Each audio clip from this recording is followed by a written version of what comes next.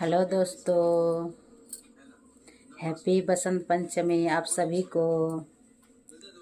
देखिए मैं नहा धो के रेडी हो गई, सारा काम कर ली हूँ, झाड़ू पोछा। अब जा रही हूँ मैं नाश्ता बनाने के लिए।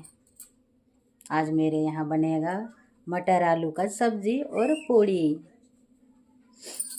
आप सबका घर में क्या क्या बन रहा है कमेंट में ज़रूर बताइएगा। देखिए मेरा लुक। और मेरा वीडियो कहाँ कहाँ से देखते हैं कमेंट कीजिएगा। आप लोग कमेंट नहीं करते हैं, बताइएगा तब ना, बताते नहीं हैं। और मेरा वीडियो कैसा लगता है अब मुझे सपोर्ट कीजिए दोस्तों, और मुझे फॉलो कीजिए, सब्सक्राइब कीजिए, शेयर कीजिए। ठीक है दोस्तों, बाय।